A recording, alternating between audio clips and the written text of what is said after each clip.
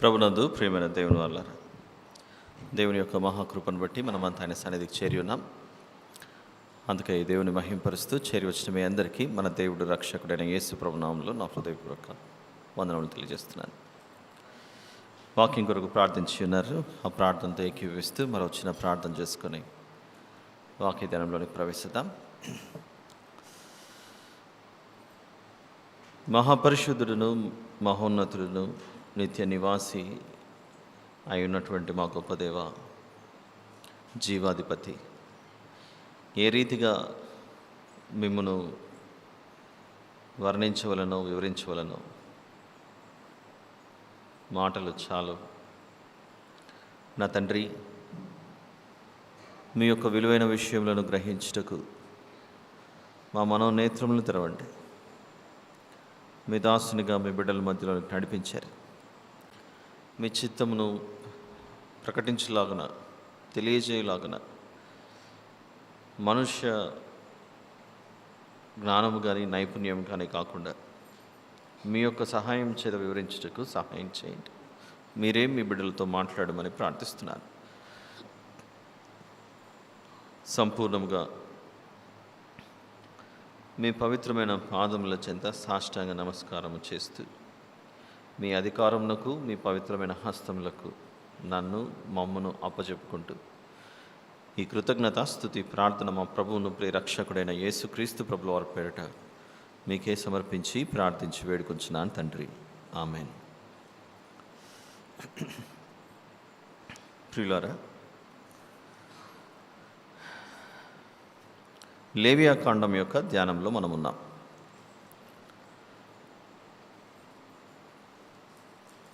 ఈరోజు కూడా మనము తిరిగి మొదటి అధ్యాయంలో ఉన్న విషయాలనే ధ్యానిద్దాం. లేవియాకాండము మొదటి అధ్యాయం. నిన్నటి దినాన మరియు మొన్నటి దినాన చాలా విషయాలు నేర్చుకుంటూ వచ్చాం. ఇంకను ఇందులో మిగిలిపోయిన విషయాలు ఒకసారి ఆ అధ్యాయంలో ఉన్న విషయాలను చదువుకుంటూ ముందుకు వెళ్దాం. యెహోవా మోషేను పిలిచి ప్రత్యక్ష గుడారంలో నుండి అతనికి ఇలాగ సెలవిచ్చెను. మొదటి వచనం నుండి చదువుతున్నాను. నీవు ఇశ్రాయేలీయులతో ఇట్లను, మీలో ఎవరైనాను యెహోవాకు బలి అర్పించినప్పుడు గోవుల మందలో నుండి కానీ, గొర్రెల మందలో నుండి కానీ, మేకల మందలో నుండి కానీ దానిని తీసుకుని రావాలను. గత 2-3 రోజులుగా మనము ఈ వచనం చదువుతున్నాము. ఏమి తీసుకురావాలో అన్న విషయం గురించి విన్నాం, కానీ ఎందుకు వాటినే చెప్పాడు అన్న విషయం మనం ఆలోచించలేకపోయాం, లేదా సమయాన్ని బట్టి ఆలోచించలేదు. ఇది కరెక్ట్.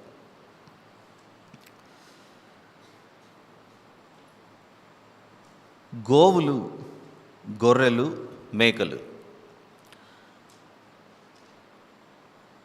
వీటిని సాధారణంగా దేని కొరకు పెంచుతారు? దేని కొరకు? గొర్రెలు, మేకలు దేని కొరకు పెంచుతుంటారు? మోమాట పడకండి, ఏం సిగ్గుపడకండి, ఇది వాక్యం కనుక. దేని కొరకు చెప్పండి?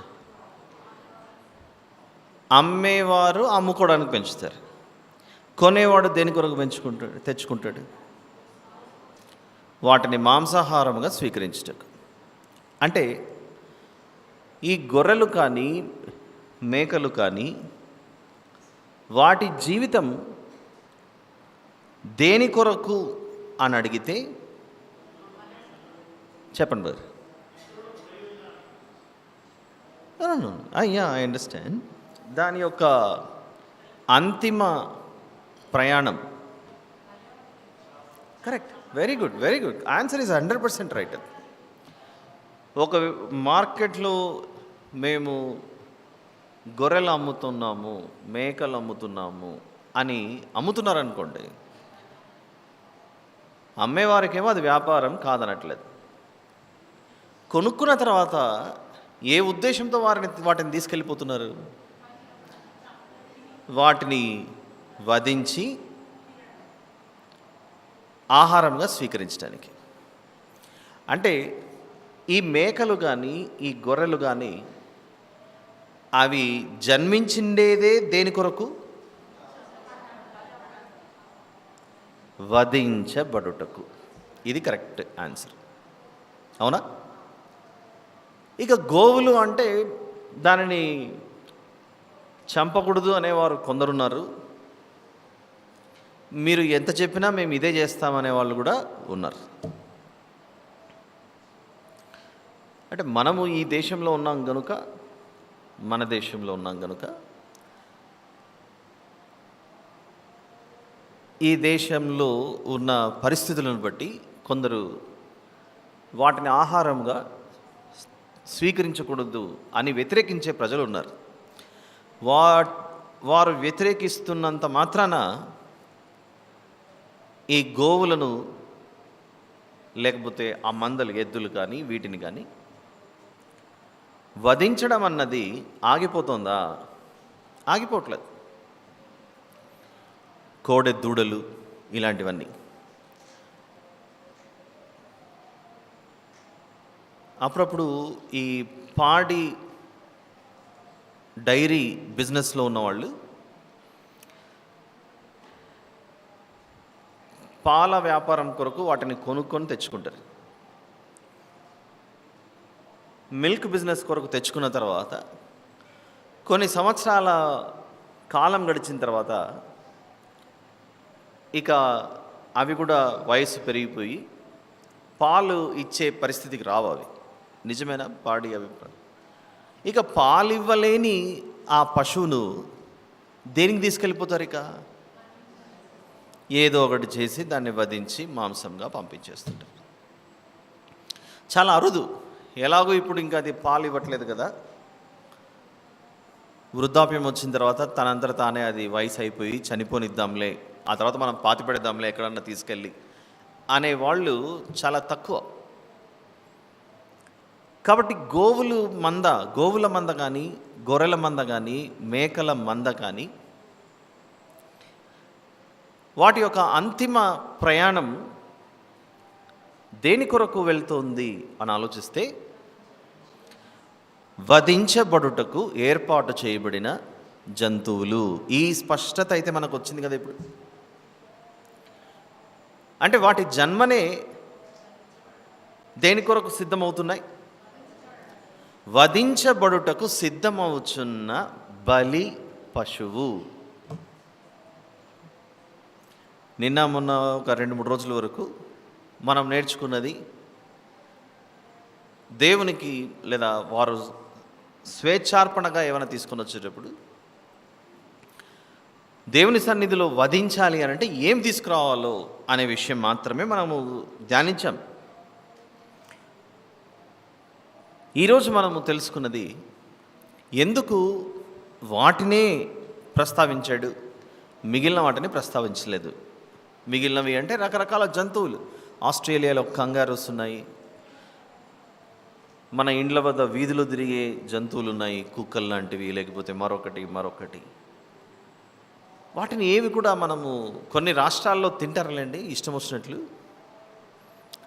కానీ వాస్తవానికైతే ప్రపంచవ్యాప్తంగా ఎక్కువగా మాంసాహారముగా స్వీకరించే జంతువులలో ఈ 3 కనపడుతుంటాయి. ఏ 3? గోవుల మంద, గొర్రెల మంద, మేకల మంద. అంటే వీటి జన్మ దేని కొరకు అని ఆలోచిస్తే బలి అవ్వడం కొరకే, వధింపబడుటకే ఇవి సిద్ధమవుతున్నాయి. వాటికి మాటలు లేవు కానీ మనవలే. ఒకవేళ మీరు ఎందుకు జన్మించారు అని అడిగామనుకోండి, దేవుడు బిలాము విషయంలో గాడిదకు స్వరం ఇచ్చినట్లుగా ఒకవేళ మన అవగాహన కొరకు దేవుడు వాటికి నోరిస్తే ఒక 5 నిమిషాలు 10 నిమిషాలు వాటి దగ్గరికి వెళ్ళి మీరెందుకు జన్మించారు అని అడిగామనుకోండి, అవి ఏమని సమాధానం ఇస్తాయి మనకు? మేము నీ కొరకు బలి అవ్వడం కొరకే మేము జన్మించాం. ఇచ్చే సమాధానం చూడండి. మేము బలి అవ్వటకే అని చెప్పవు అవి. ఒక మాట దానికి ముందు యాడ్ చేస్తాయి, మేము నీ కొరకు బలి అవుటకు, మనుష్యుల కొరకు. వాటిని చంపి మాంసం మనం తింటున్నాం, కానీ అవి తమంతట తాము చంపుకొని అవి భోజనం చేసుకొని కబాబులు బిర్యానీలు చేసుకొని అవి తినట్లేదు. వేటి కొరకు, దేని కొరకు చనిపోతున్నాయంటే మన కొరకు. కాబట్టి వధకు సిద్ధమవుతున్న గోవుల మంద, వధకు సిద్ధమవుతున్న గొర్రెల మంద, వధకు సిద్ధమవుతున్న మేకల మంద. మీరు ఎందుకొరకు వధించబడుతున్నారు అని అడిగామనుకోండి, వాటికి బైబిల్ గురించి అవగాహన లేని వారు ఒకవేళ నేను చెప్పేది విన్నారనుకోండి, వెంటనే అది ఎగతాళికో హేళనకో దారి తీయవచ్చు. ఈయనేంటి జంతువులు మాట్లాడతాయట, అసలు ముందు వాటిని తినడం మానేయచ్చు కదా, ఇలాంటివన్నీ మాట్లాడవచ్చు. మనం దాని గురించి ప్రస్తావించట్లేదు. ఎందుకంటే నిన్న రోమపత్రిక 7వ అధ్యాయం 14వ వచనంలో ఏం చూశాను? రోమపత్రిక 7వ అధ్యాయము, letter to Romans chapter number 7 verse number 14 చదవండి. ధర్మశాస్త్రము ఆత్మ సంబంధమైనదని ఎరుగుదుము. ధర్మశాస్త్రము ఆత్మ సంబంధమైనది. ఈ ఆత్మ సంబంధమైన వివరణలో ఎందుకు ఈ బలులు లేవియాకాండంలో కనబడుతున్నాయి అని ఆలోచిస్తే, భవిష్యత్తులో యేసు ప్రభువు ద్వారాను పరిశుద్ధాత్మ దేవుని ద్వారాను మనకెన్నో విషయాలు బయలుపరచబడుటకే ఇవి ఒక సాదృశ్యముగాను ఒక ఛాయగా ఇవి కనబడుతున్నాయి అన్న విషయం మనం నేర్చుకుంటూ వస్తున్నాం.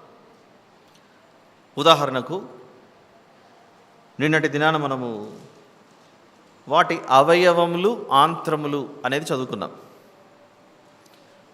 దాని గురించిన అవగాహన మనకు ఇర్మియా గ్రంథం 17వ అధ్యాయంలో దేవుడు వేటిని పరీక్షిస్తాడని చెప్పాడు? హృదయములను, అంతరింద్రియములను. అక్కడేమో ఆంత్రములు, ఇక్కడేమో అంతరింద్రియములు. ఆ క్లారిటీ, ఆ స్పష్టత అయితే మనకు వస్తుంది కదా.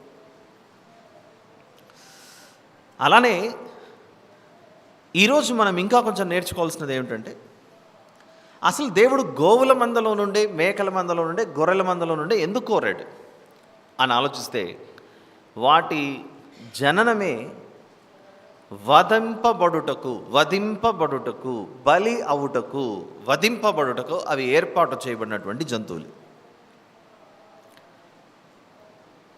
అవి మన నిమిత్తమై బలి అవుతుంటే మనిషి ఆలోచించాలి, నా నిమిత్తమే కదా ఇవి చనిపోతున్నాయి, నా నిమిత్తమే కదా అని ఆలోచించాలి. అలా లేవియాకాండం ఇవన్నీ దాటుకొని కొంచెం ముందుకు వెళ్ళిన తర్వాత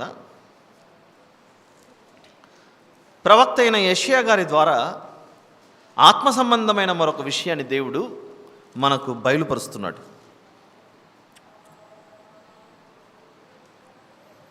ఇక్కడికి వచ్చిన తర్వాత గొర్రెపిల్ల మారుతోంది, గోవుల మందలోని బలి పశువు మారుతుంది, మేకల మందలో నుండి పశువు మారుతుంది. ఎంత బాగుంది అధ్యాయము. యెషయా గ్రంథం 53వ అధ్యాయంలో ఎక్కువగా ఉంది, నేను చదువుతున్నాను చూడండి. మనకు బాగా పరిచయం ఉన్నటువంటి అధ్యాయం ఇది. 5వ వచనం నుండి నేను చదువుతున్నాను. మన అతిక్రమ క్రియలను బట్టి అతడు గాయపరచబడెను. అతడు అని 5వ వచనం ప్రారంభించాడు దేవుడు.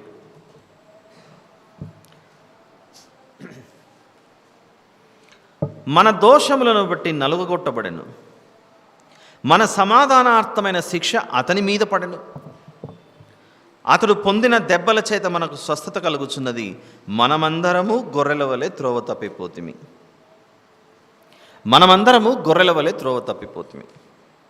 మనలో ప్రతి వాడును తనకిష్టమైన త్రోవకు తొలగెను. యెహోవా మన అందరి దోషమును అతని మీద మోపెను. అతడు దౌర్జన్యమునందును బాధింపబడినను అతడు నోరు తెరవలేదు. అతడు అతడు అతడు అని చెప్పుకుంటూ 7వ వచనానికి వచ్చిన తర్వాత ఆ 3వ లైన్లో, వదకు తేబడు గొర్రె పిల్లయు బొచ్చు కత్తిరించు అని ఎదుట గొర్రెయు మౌనముగా నుండినట్లు అతడు నోరు తెరవలేదు. అతడు అనే ఆయన ఇక్కడ ఏమయ్యాడు? వదకు సిద్ధమైన గొర్రెపిల్లగా మారిపోయాడు. అంటే యేసుప్రభు శిలువ మీద పలికిన సమాప్తము అనే పదం ఏదైతే ఉందో, 6వ మాటగా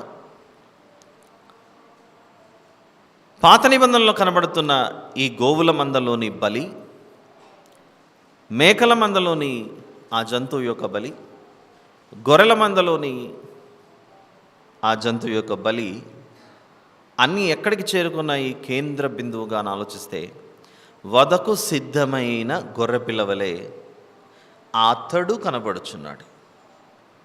అతడు అంటే ఎవరు? నోరు తెరవలేదట. బాధింపబడినను అతడు నోరు తెరవలేదు. గోవుల మందలోను, మేకల మందలోను, గొర్రెల మందలోను వాటిని బలికి తీసుకెళ్ళిపోతుంటే అవి ఏమైనా నోరు తెరిచినా ఎందుకు తీసుకెళ్ళిపోతున్నారని అడ్డుకో. అరవచ్చు, కేకలు వేయచ్చు జంతువులు కనుక. కొంచెం నీళ్ళు ఇచ్చి వాటిని దగ్గర తీసుకొచ్చి ఎందుకు నన్ను తీసుకెళ్తున్నాడో కూడా తెలియని పరిస్థితి జంతువుల పరిస్థితి. అక్కడేమో జంతువును చూపించాడు లేవియాకాండంలో.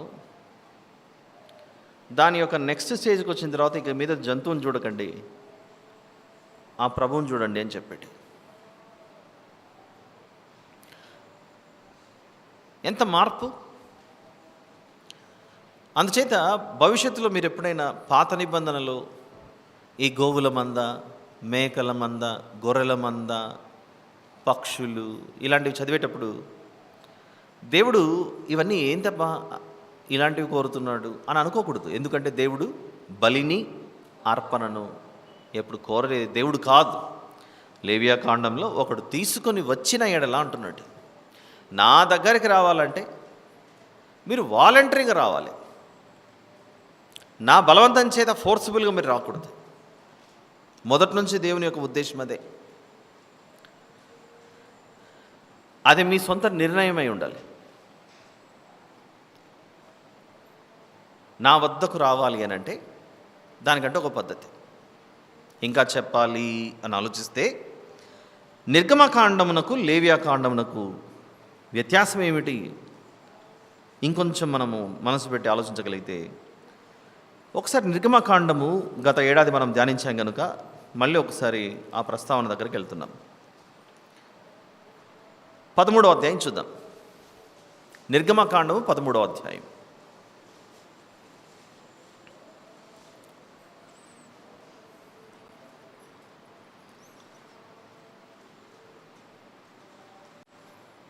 మొదటి 2 వచనాలు చూద్దాం. మరియు యెహోవా మోషేతో ఇలాగు సెలవిచ్చెను, ఇశ్రాయేలీయులలో మనుషుల యొక్కయు పశువుల యొక్కయు ప్రథమ సంతతి అనగా ప్రతి తొలిచూలు పిల్లను నాకు ప్రతిష్ఠించుము, అది నాదని చెప్పాను. ఏమంటున్నాడు? Every first born is mine అంటున్నాడు. ప్రథమమైనటువంటిది నాది అని చెప్పాడు. He is expecting the first from us. ప్రథమమైనది నాది అని చెప్తున్నాడు. లేవియాకాండానికి వచ్చిన తర్వాత నిర్దోషమైనది తెమ్మంటున్నాడు. అంటే ఏమిటి నిర్దోషమైనది అని అంటే, వెతికినా కూడా లోపం కనపడకూడదు. వెతికినా కూడా లోపం కనపడకూడదు. ఎక్కడైనా దోషం కనపడితే అది నేను అంగీకరించను అంటున్నాడు దేవుడు. అంటే ఉన్న మందలో ద లీస్ట్గా ఉండి పనికిరానిది ఇవ్వకూడదు, కానీ అన్నిటికంటే ఏమై ఉన్నది ఇవ్వాలి దేవునికి అని చెప్తున్నాడు. శ్రేష్టమైనది అనే పదాన్ని కొంచెం మనం ఇంగ్లీష్లో ఆలోచిస్తే, మన వాడుక ఇంగ్లీష్లో ఇంకా నిర్గమకాండంలో ద ఫస్ట్, లేవియాకాండంలో very good, the best. The first and the best. నిర్గమకాండం నేర్పించేది you give me the first అంటున్నాడు. లేవియాకాండానికి వచ్చిన తర్వాత you give me the best అంటున్నాడు. ఇది ఓల్డ్ టెస్టిమెంట్. మరి క్రొత్త నిబంధనకు వచ్చిన తర్వాత మార్పు ఎలా జరిగింది అది కూడా తెలియాలి మనకు. క్రొత్త నిబంధనకు వచ్చిన తర్వాత ఎలా మార్పు జరిగిందో ఆలోచిస్తే, నాకంటే ఎక్కువగా నీ తల్లినైనను తండ్రినైనను నీ కుమారుణ్ణైనను కుమార్తెనైనను ప్రేమించేవాడు నాకు పాత్రుడు కాడు. నీ హృదయంలో ద ఫస్ట్ ఎవరుండాలి? నేనుండాలి.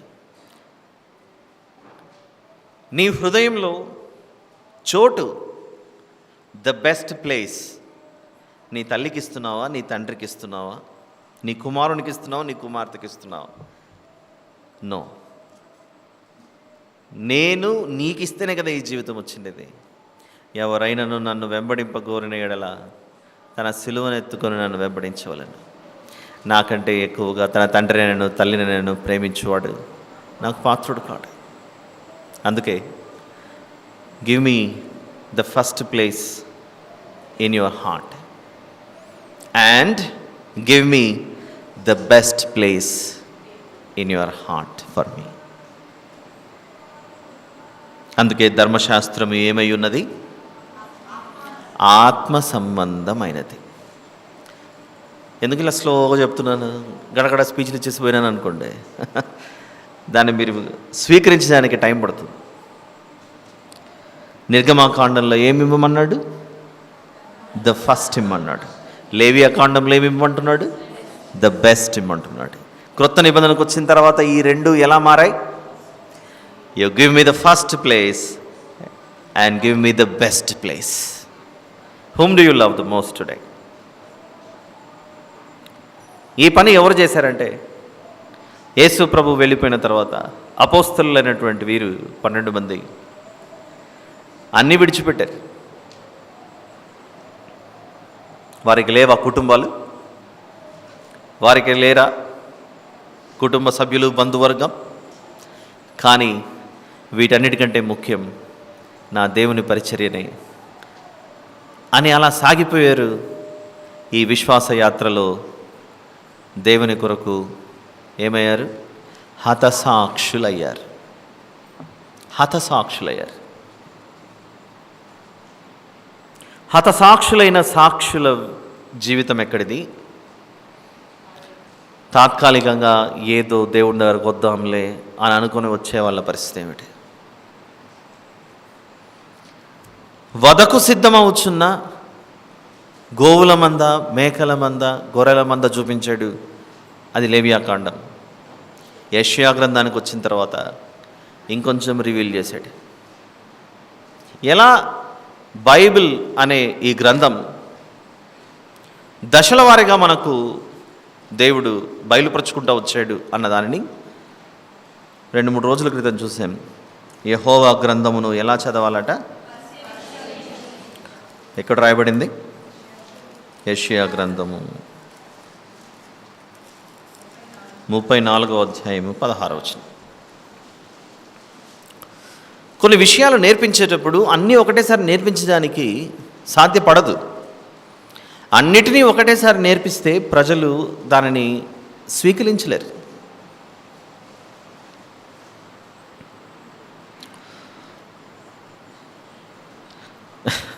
ఈరోజు ఉదయం నేను మా అబ్బాయిని, మా అన్న కూతురిని ఇద్దరిని స్కూల్కి డ్రాప్ చేస్తున్నాను.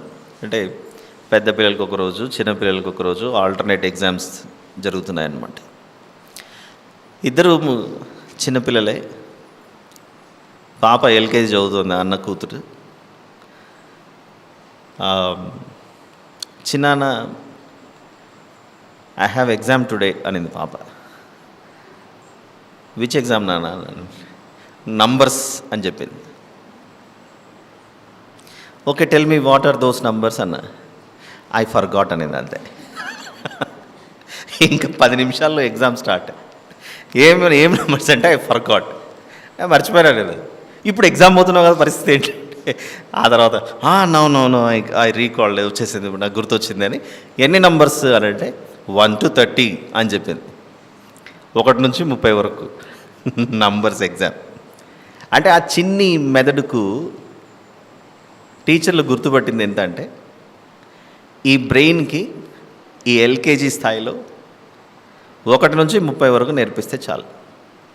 నెక్స్ట్ ఇయర్ మళ్ళీ యూకేజీ ఉంటుంది కదా, అప్పుడు 30 నుంచి కాస్త కొంచెం పెంచుదాంలే.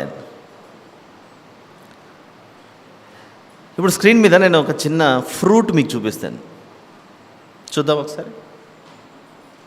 రెడీ?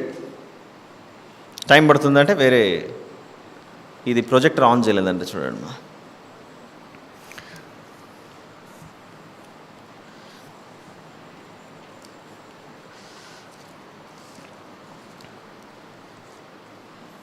కొంచెం ఇది లైట్స్ ప్రసాద్, కొంచెం సైడ్స్లో.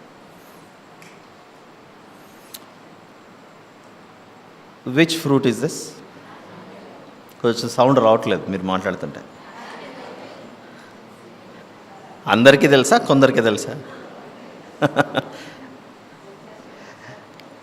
ఇది ఏ ఫ్రూట్ అంటే యాపిల్. దీని గురించి ఎప్పుడు నేర్పిస్తారు పిల్లలకి? ఏ నర్సరీలోనో ఎల్కేజీ వాళ్ళకి పేరెంట్స్ యాపిల్ తినిపించి అది చూస్తేనే గుర్తుపడతారు, దిస్ ఈజ్ అన్ యాపిల్ అంటారు. ఇప్పుడు నెక్స్ట్ నేను ఇంకో క్వశ్చన్ వేస్తాను. What are the minerals and vitamins in this apple? చెప్పండి. ఇందులోనూ విటమిన్స్ ఏంటి, ఇందులో మినరల్స్ ఏమున్నాయి? యాపిల్ అని సంగమంతా అంత ఈజీగా చెప్పేశారుగా. ఇప్పుడు నెక్స్ట్ క్వశ్చన్ నేను వేస్తే అందరి దగ్గర ఆన్సర్ లేదు. చిన్నప్పటి నుంచి తింటున్న యాపిలే, ఫ్రూట్ సాలడ్, కస్టర్డ్ ఇవన్నీ చేసుకొని తినేదే. యాపిల్లో ఎలాంటి మినరల్స్ ఉంటాయి, ఎలాంటి విటమిన్స్ ఉంటాయి అన్నదాన్ని ఇంకొకసారి నెక్స్ట్ స్క్రీన్లోకి వెళ్ళి చూద్దాం ఒకసారి. ఇప్పుడు చూడండి, దాని భాగవతం ఇలా ఉంది పరిస్థితి. మినరల్స్లో కే విటమిన్ ఇవన్నీ ఉన్నాయి, విటమిన్స్లో సి విటమిన్, ఈ vitamin, B3, B6, B2, B1, A, B9, K, ఇంకేమేమో చాలా వచ్చాయి. ఫ్యాట్ ఇంత ఉంది, కార్బోహైడ్రేట్స్, ప్రోటీన్ ఇంత ఉందని. ఇప్పుడు ఈ విషయాన్ని ఇంతకుముందు చూపించిన ఇమేజ్లో చూపించినంత సులభంగా ఆ ఎల్కేజీ నర్సరీ బిడ్డలకు నేర్పించవచ్చా? ఇక్కడున్న ఈ ఇన్ఫర్మేషన్ సాధారణంగా చదువుకునే బిడ్డలకు ఏ క్లాస్లో రావచ్చు అప్రాక్సిమేట్గా? ఒకవేళ మనం చదువుకునే రోజుల్లో అయితే నాకు తెలిసి 9th or 10th ఎప్పుడో వచ్చాయి, ఏదో 6th కదా. ఇప్పుడేమో లేటెస్ట్గా నాకు తెలిసి 4th, 5th క్లాస్లో టచ్ చేస్తున్నారు అనుకుంటున్నాను నేను. I don't know exactly, 4th, 5thలో టచ్ అవుతున్నాయి. యాపిల్లో ఉన్నటువంటి ఈ విటమిన్స్ అన్నీ, మినరల్స్ అన్నీ చూపించాలి, పిల్లలకు నేర్పించాలి అంటే ఎల్కేజీ స్థాయిలో సాధ్యం అవ్వదు. అది చాలా టైం పడుతుంది. కాబట్టి మీరు చెప్పండి, బిడ్డలకు ఫస్ట్ ఇది నేర్పిద్దామా, ఈ విటమిన్స్ మినరల్స్ ఉన్నది, లేదా ముందున్న ఇది నేర్పిద్దామా? ఇదే కరెక్ట్ కదా, ఇదే కరెక్ట్. ఆబ్వియస్లీ మనుషులమైన మనమే మన బిడ్డలకు ఒక చిన్న యాపిల్ గురించి వివరించడానికి ఇన్ని జాగ్రత్తలు తీసుకునేటప్పుడు దేవుడు యేసు ప్రభు అనే ఆ వదకు తేబడుచున్న గొర్రెపిల్ల అని అర్థం అవడానికి ముందుగా కొన్ని సంవత్సరాల పాటు వదకు సిద్ధమవుచున్న గొర్రెలు, మేకలు, కోడెలు, దూడలు అవి నువ్వు చూపించుకుంటూ వచ్చాడు. కానీ మనకేమైపోయిందంటే యేసు ప్రభు వదకు సిద్ధమైన దేవుని గొర్రెపిల్ల అనేది బాగా క్యాచ్ అయింది, కానీ లేవియాకాండంలో ఏమని ఎందుకు చెప్పాడన్న విషయం మనం గ్రహించలేదు ఇన్ని రోజులు. ఆల్ రైట్, ఇకపోతే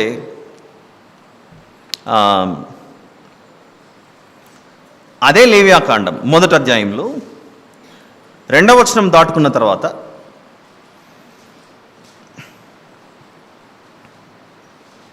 4వ వచనం, అతడు దహన బలిగా అర్పించు పశువు తల మీద తన చెయ్యి నుంచవలను, అతని నిమిత్తం ప్రాయశ్చిత్తం కలుగునట్లు అది అతని పక్షముగా అంగీకరింపబడను. ఈ వచనం యొక్క భావం ఏమిటి? దహన బలి అవుచున్నదేమో ఆ పశువు, కానీ చెయ్యి ఉంచుతున్నాను నేను గనుక చనిపోతున్నది అదైనా కూడా ఇప్పుడు చనిపోయినది అని ఎవరి గురించి భావించాలి? అర్పించుచున్న వ్యక్తి నా పక్షాన ఇది బలి అవుతోంది, నా పక్షాన ఇది అంగీకరింపబడి నేను బయటపడుతున్నాను. ఇప్పుడు వాస్తవానికి మరణంలోకి వెళ్ళిపోవాల్సింది నేను, చావునకు లోనైనది నేను, నాకు ప్రతిగా ఈ జంతువు బలి అవుతుంది అని చెయ్యి పెట్టి దాన్ని మనము బలి చేస్తున్నాం. మరి యేసు ప్రభు అనే దేవుని గొర్రెపిల్లకు చెయ్యి ఎలా పెట్టారు వీళ్ళందరూ కలిసి అనే దాని గురించి నిన్న విన్నాం, అంతకుముందు కూడా విన్నాం.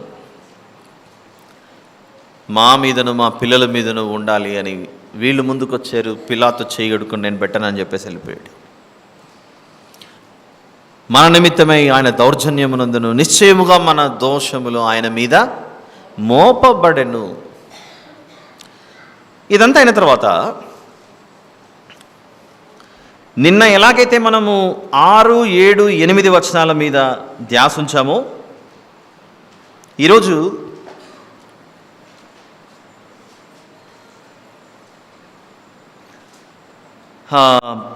5వ వచనము 9వ వచనం మీద కొంచెం మనం ధ్యానం చేద్దాం.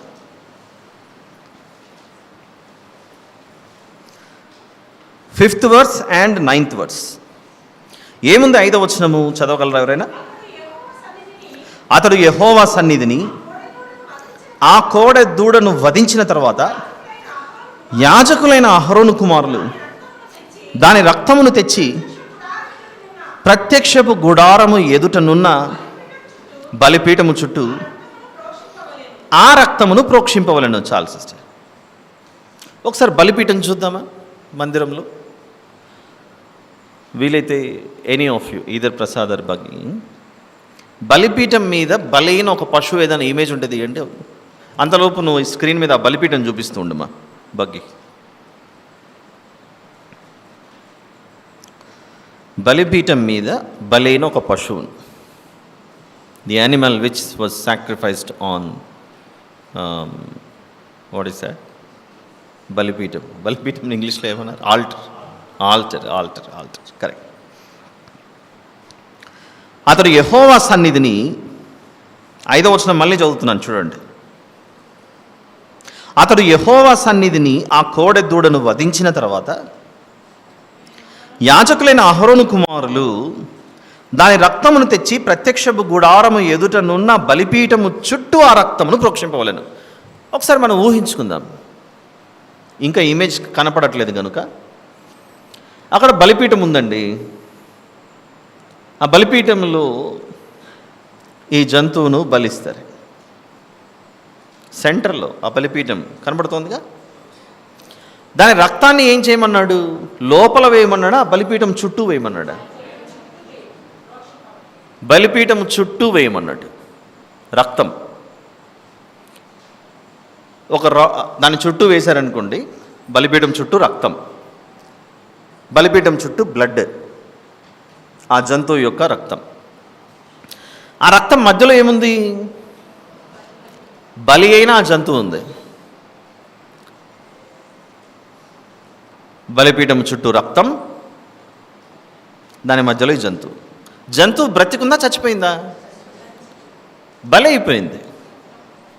జంతువు ఏ స్థితిలో ఉంది అని ఆలోచిస్తే చనిపోయిన స్థితిలో ఉంది. ఆ చనిపోయిన స్థితిలో ఉన్న వెరీ గుడ్, సరే, బలిపీఠం మీద ఆ జంతువును అలా బలి ఇచ్చిన తర్వాత దాని చుట్టూ రక్తం ప్రోక్షించాలి అని ఉంది అక్కడ. ఒకసారి 5వ వచనం మరొకసారి చదువుతాం. అతడు యెహోవా సన్నిధిని ఆ కోడె దూడను వధించిన తర్వాత యాజకులైన అహరోను కుమారులు దాని రక్తమును తెచ్చి ప్రత్యక్ష గుడారం ఎదుటనున్న బలిపీఠము చుట్టూ ఆ రక్తమును ప్రోక్షింపవలెను. మధ్యలో బలి అయిన జంతువు, దాని చుట్టూ రక్తం. రక్తము దేనికి సూచన? ప్రాణమునకు సూచన. ప్రాణము ఆ పశువు చుట్టూ, ఆ జంతువు చుట్టూ అలా కవర్ చేయబడింది. ప్రాణమును ఇంగ్లీష్లో ఏమంటారు?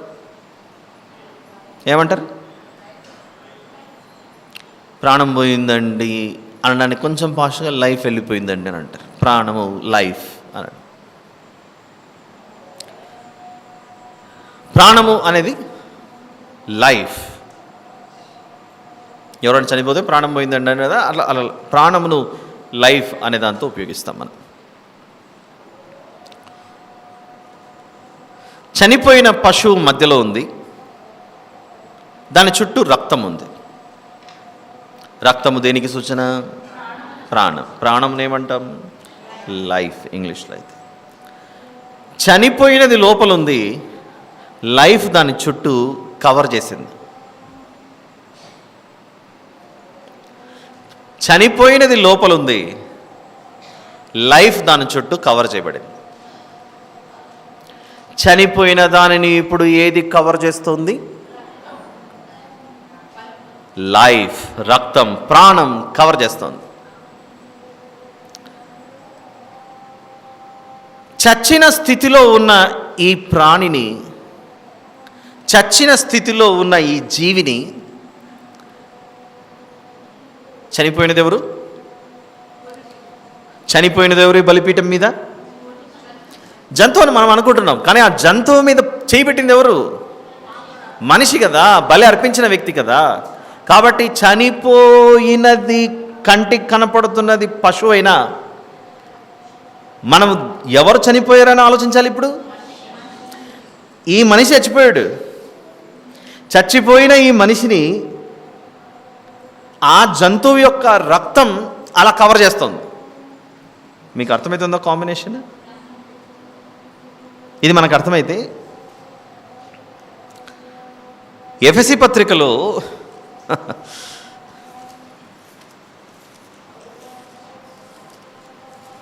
5వ అధ్యాయం, 2వ అధ్యాయం. ఒక్క నిమిషం సిస్టర్, అందరికీ. ఎఫెసీ పత్రిక 2వ అధ్యాయము 1వ వచనం చూద్దాం. మీ అపరాధముల చేతను, పాపముల చేతను మీరు చచ్చిన వారై ఉండగా, చాలు. మీ అపరాధముల చేతను, పాపముల చేతను మీరు చచ్చిన వారై ఉండగా, నేను చచ్చిపోయి ఉన్నాను ప్రభువా, అందుకే దీని మీద చేయబెడుతున్నాను, నా తరపున అది అంగీకరింపబడుతుంది అని పాత నిబంధనల్లో ఒక మనిషి తన ఆత్మీయ స్థితిని ఎరిగి అవి బలియాగమవుతున్నాయి ఇతని తరపున, ఇతని పక్షాన. మీరు ఆలోచించండి. అయితే చనిపోయిన జంతువు చుట్టూ ఏదో కవర్ చేశాడు దేవుడు. ఏమిటది? రక్తం, ప్రాణం, లైఫ్. ఇది మనకు అర్థం అవ్వాలి. చచ్చిపోయిన దానిని రక్తంతో కాపాడుతున్నాడు దేవుడు. చచ్చిపోయిన దానిని రక్తంతో కవర్ చేస్తున్నాడు. రక్తం దేనికి సూచన అని అంటే ప్రాణం అంటున్నాం. ఆ ప్రాణము మనకి ఇంకా సులభంగా అర్థం అవ్వడానికి జీవం లేదా లైఫ్. అంటే చచ్చిన ఈ జంతువును ఏదో ఒక లైఫ్ కవర్ చేస్తూ ఉంది. ఎంత బాగుంది చూడండి లేవియాకాండం. మధ్యలో చనిపోయిన జంతువు, దాని చుట్టూ రక్తం పోయబడింది. నువ్వు చనిపోయావు, బాధపడకు, చచ్చిన నిన్ను ఈ రక్తం కాపాడుతోంది. అది సందేశం. ఎఫెసీ పత్రిక 5వ అధ్యాయానికి వచ్చిన తర్వాత, 2వ అధ్యాయానికి వచ్చిన తర్వాత, ఒక మనిషి దేవుని దృష్టిలో ఏ కారణాన్ని బట్టి చనిపోయాడట? అపరాధముల చేతను, పాపముల చేతను మనము చచ్చిన స్థితిలో ఉంటే ఎవరితో బ్రతికించాడట? మరి యేసుక్రీస్తు ప్రభుల వారు ఏం చేశారు మన కొరకు? ఆ రక్తము మనలను కాపాడుతూ ఉంది. చచ్చిపోయింది మనం. దేవుని గొర్రెపిల్ల అనే యేసు ప్రభు యొక్క రక్తం మనల్ని ఆవరించి ఉంది. ఆవరించి ఉండి చచ్చిన మనలను తిరిగి బ్రతికించుచున్నది. ఎఫెసీ 2వ అధ్యాయం 1వ వచనం అర్థం అవ్వడానికి ప్రారంభ దశలో దేన్ని తీసుకొచ్చాడు దేవుడు? ఒక బలిపీఠం, ఆ బలిపీఠంలో జంతువు, ఆ జంతువు చుట్టూ బలి అయిన జంతువు చుట్టూ, ఆ బలిపీఠం చుట్టూ రక్తం. బలిపీఠము చుట్టూ రక్తం ప్రోక్షింపవలను, బలిపీఠము చుట్టూ రక్తం ప్రోక్షింపవలను అని మనకు పాత నిబంధనలో కాండాలలో కనపడుతున్నప్పుడు, లేవియా కాండం కావచ్చు, మిగిలిన కాండాలలో ఎక్కడన్నా ఇలాంటి ప్రస్తావాలంతా వచ్చినప్పుడు జంతువు బలైపోయింది. ఇంకా నేను కదలని స్థితిలో ఉన్నాను, ఏమీ చేయలేని స్థితిలో ఉన్నాను. నేను ఆల్రెడీ ఐఎమ్ డెడ్, నేను చనిపోయాను. చనిపోయిన నన్ను ఏది కాపాడుతుంది అని అంటే, నన్ను ఆవరించి ఉన్న ఈ రక్తం. యేసు రక్తము ప్రతి పాపముల నుండి మనలను కడిగి పవిత్రపరచు. ఎలాగో ఎఫెసీ 2లో ఉన్నాం కదా, అక్కడి 1వ అధ్యాయం చూడండి ఎంత బాగుంటుందో. ఎఫెసీ 1వ అధ్యాయము 7వ వచనం, 7th verse. దేవుని కృపా మహదైశ్వర్యమును బట్టి ఆ ప్రియుని యందు ఆయన రక్తము వలన మనకు విమోచనము, అనగా మన అపరాధములకు క్షమాపణ మనకు కలిగి ఉన్నది. యేసు ప్రభు యొక్క రక్తం మనలను విమోచిస్తోందట. యేసు ప్రభు యొక్క రక్తం మనల్ని విమోచించడం జరుగుతోంది, విమోచిస్తోంది. మీరు గమనించండి, పాత నిబంధనలో కూడా ఈ మనిషి ఎలా తప్పించబడ్డాడు? ఈ మనిషి తరపున ఆ జంతువు బలై ఈ మనిషి విమోచింపబడ్డాడు. ఈ మనిషి విమోచింపబడ్డాడు, బలైంది మాత్రం ఆ జంతువు. God redeemed and rescued that individual because of the sacrifice substituted by other animal in the Old Testament. Substitution.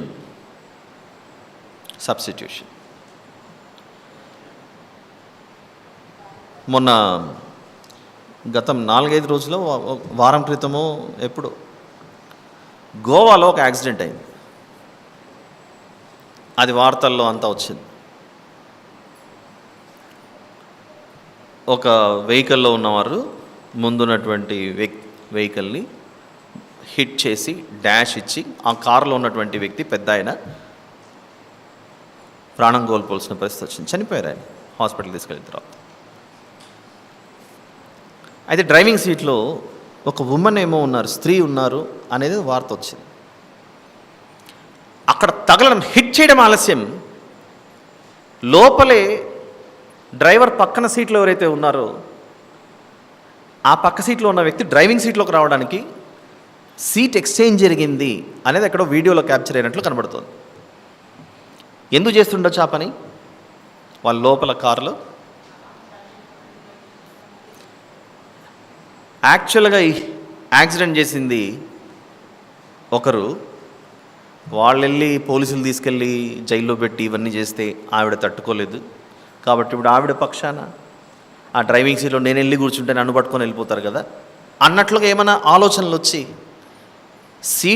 సీట్ని వారు రివర్స్ చేయడం, యాక్చువల్ క్రిమినల్ ఏమన్నా తెలియదు, యాక్చువల్గా అక్యూజ్డ్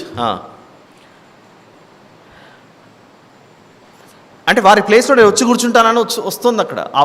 ఆలోచన చూడండి, ఆ థాట్ ప్రాసెస్.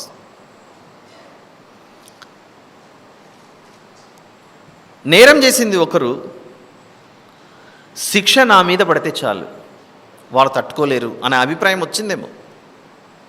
కానీ చట్టం, న్యాయం తన పని తాను చేసుకొని వెళ్తుంది. నేరస్తుని పట్టుకొని వెళ్ళిపోతారు, అది ఓకే. కానీ ఆత్మీయంగా ఆలోచిస్తే ఇక్కడ దేవుడు అనాది కాలం నుండి నేటి వరకు తన ప్రేమ మన ఎడల ఎట్టిదో చూపించుకుంటూ వస్తున్నాడు. దేవుని ప్రేమ మన మీద ఎట్టిది, ఎలాంటిది, ఎంత ఉన్నతమైనది అని ఆలోచిస్తే, దోషము చేసిన మనకు బదులుగా మరొక ప్రాణి సబ్స్టిట్యూట్ చేయబడింది. అది ఓల్డ్ టెస్ట్మెంట్లో. క్రొత్త నిబంధనకు వచ్చిన తర్వాత మనము చనిపోకూడదని మన పక్షాన యేసు ప్రభు ఇదిగో నా ప్రాణము మీ కొరకు నా అంతటా నేనే పెట్టుచున్నాను. ఈ రీతిగా ఆలోచిస్తే దేవుని యొక్క ప్రేమ మన ఎడల ఎంత గొప్పగా ఉందో ఆలోచించాలి. ఇక చూడండి, ఎఫెసీ 1:7 దేవుని కృపా మహదైశ్వర్యమును బట్టి ఆ ప్రియుని యందు ఆయన రక్తం వలన మనకు విమోచనము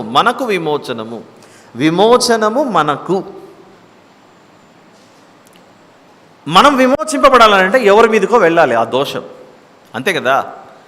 ఎవరి మీదకి వెళ్తుంది మన దోషము అని ఆలోచిస్తే అక్కడేమో నీ కొరకే నేను బలవుచున్నాను అని జంతువులు కనపడుతున్నాయి. జంతువులు బలవుతుంటే మనిషికి విలువ తెలియట్లేదు. అందుకే యేసు ప్రభువే లోకములోనికి మనిషిగా జన్మించి నేనే మీ కొరకు బలవుతున్నాను.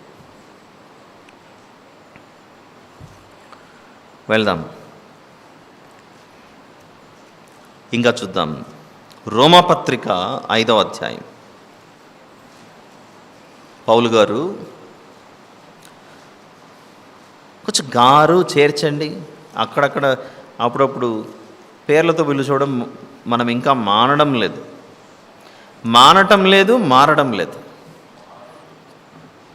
పౌలు ఏమన్నాడంటే అని అంటుంటాం మనం, నో, ఎవరికైనా మన తండ్రిని పరిచయం చేసేటప్పుడు కూడా ఈయన మా నాన్నగారండి అంటాం, మర్యాదస్తులు. ఆయన బాగా చనువు ఉంటే అలా అనొచ్చేమో, కానీ కొంచెం బైబిల్లో ఉన్నటువంటి విశ్వాసులకు గౌరవం ఇద్దాం మనం. రోమాపత్రిక 5వ అధ్యాయం 9వ వచనం చూద్దాం. కాబట్టి ఆయన రక్తము వలన ఇప్పుడు నీతిమంతులముగా తీర్చబడి మరింత నిశ్చయముగా ఆయన ద్వారా ఉగ్రత నుండి. అసలు ఏమిటి ఈ వచనం యొక్క భావం? మరింత నిశ్చయముగా ఆయన ద్వారా ఉగ్రత నుండి రక్షింపబడుదుము. లేవియాకాండంలో కనబడుచున్న ఆ దహన బలిపీఠం మీద అగ్నిలోనికి వెళ్ళినది ఎవరు? ఆ పశువు, ఆ జంతువు, ఆ గొర్రె, మేక లేదా కోడదూడ. అది ఎందులోకి వెళ్ళిపోయిందనంటే అగ్నిలోనికి వెళ్ళింది, ఉగ్రతలోనికి అది వెళ్ళిపోయింది. తప్పించబడినది మనం. కాబట్టి ఆయన రక్తము వలన ఇప్పుడు నీతిమంతులముగా తీర్చబడి,